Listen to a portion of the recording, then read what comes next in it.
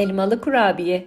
Kıyır kıyır ağızda dağılan kıvamıyla, enfes elmalı ve tarçınlı dolgusuyla kurabiye tariflerinin vazgeçilmezi. Her zaman denediğim tam ölçüleriyle sizlerle paylaştım. Tadan herkes kıvamını ve lezzetini çok beğeniyor.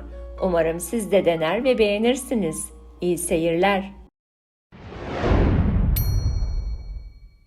Bu nefis kurabiyelerin önce iç harcını hazırlayalım.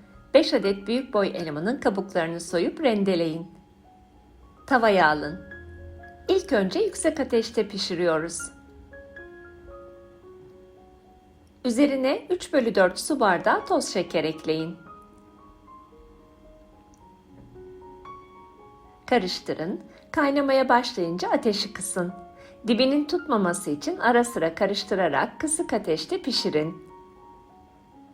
Önce suyunu bırakacak ama önemli olan suyunu iyice çekmesi. Çünkü sulu kalırsa hamuru yumuşatır. Bu tamam. Şimdi ateşi kapatıp yarım tatlı kaşığı tarçın ekleyelim. Elmanın yakışanı tarçın. Mis gibi kokuyor. İyice karıştırın. Gayet güzel oldu. Tabağa alıp soğuması için bekletin. Ne kadar soğuk o kadar iyi. Biz bu arada hamuru hazırlamaya başlayalım. Hamur için önce 5 su bardağı un eliyorum. Unu eleyerek kullanırsanız zerrelerin arasına hava dolar ve hamur daha gevrek olur.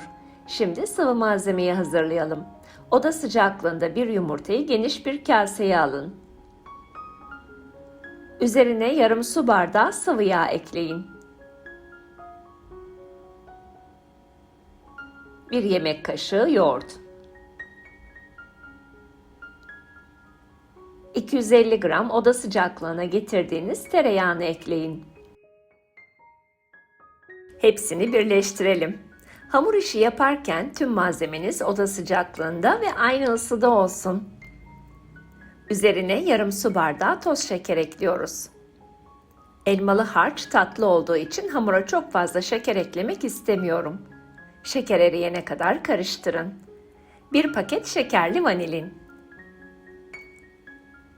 1 yemek kaşığı dolusu mısır nişastası ekledikten sonra artık unu ekleyebiliriz. Hamuru yoğurmaya başlayalım. Ben bu tarifi sürekli yapıyorum. 5 su bardağı un tam yetiyor ama unun markasına göre farklılık gösterebilir.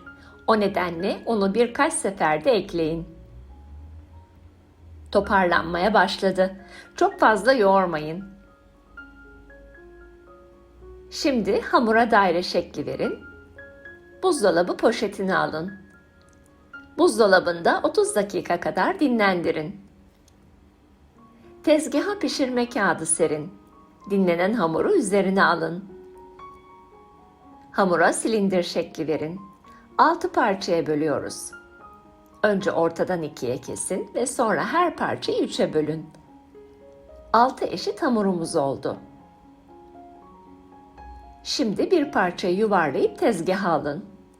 Üzerine bir pişirme kağıdı daha serip açın. Böylece hamur yapışıp bozulmayacak. Şekli çok önemli değil, serbest çalışın. Yarım santim kalınlık bizim için yeterli. 9 santim çapında kurabiye kalıbıyla kesiyorum. Yoksa geniş ağızlı bir bardakta kullanabilirsiniz. Kenardan çıkan hamurları alıp diğer hamura ekleyin. Bu aparatı kalıp olarak kullandım. Yapışmaması için üzerine biraz sıvı yağ sürdüm. Hamuru üzerine yerleştirip biraz bastırın. Yarım tatlı kaşığı elmalı harç koyun.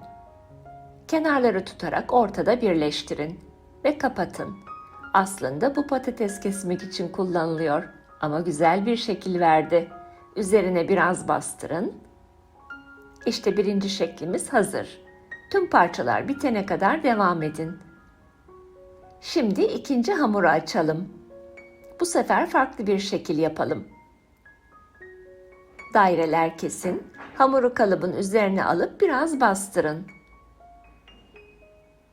Yine yarım tatlı kaşığı elmalı harç koyun. Kenarları birleştirerek kapatın. Bu aparatı ablam almıştı. Hiç kullanmadım. Güzel şekil verdi. Benim için kurabiyenin tadı kadar şekli de önemli. Göze hitap etmeli. Üzerine biraz bastırın.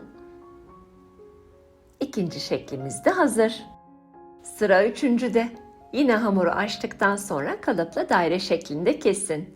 Bir rulet veya bıçakla ortasından şeritler yapın. Elmalı harcı yerleştirip katlayın. Bu benim en sevdiğim şekil. Kurabiyeler çok şık duruyor. Şimdi hepsini bitirelim. Elmalı kurabiyeleri önceden hazırlayıp pişirmeden dondurabilirsiniz. Aniden gelen misafire bir çeşidiniz hazır olur. Ama tarih etiketi koymayı unutmayın. Çok güzel görünüyorlar. Son olarak hamuru açtıktan sonra üzerine büyük bir tabak alın. Kenarlarından bıçak veya ruletle kesin. Fazla hamurları alın. Hamuru 6 eşit parçaya bölelim. Aslında elmalı kurabiyenin klasik şekli.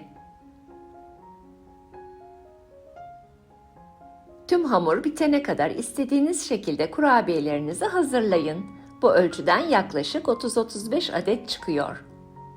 Harcı paylaştırın. Geniş ucundan sarın. Kenarları kapatın ki pişerken harç akmasın. Size 4 farklı şekil önerdim. İster hepsini, isterseniz de en kolayınıza geleni deneyebilirsiniz. Fırınınızı önceden 170 derecede ısıtın. Orta rafında pişirin. Pişmesi yaklaşık 40 dakika sürüyor. Kenarları kızarıp üstü çok hafif pembeleşecek. Beyaza yakın. Eşit pişme için sürenin yarısında tepsiyi ters yöne çevirin. Alarmınızı kurmayı unutmayın. Fırından aldıktan sonra tepside ilk sıcağının çıkmasını bekleyin. Sonra bolca pudra şekeri serpin. Kurabiyeler çok sıcaksa pudra şekeri erir, soğuksa tutmaz. O nedenle zamanlamayı iyi ayarlayın. Kıyır kıyır, ağızda dağılan nefis bir lezzet. Deneyeceklere şimdiden afiyet olsun. Yeni tariflerde görüşmek üzere.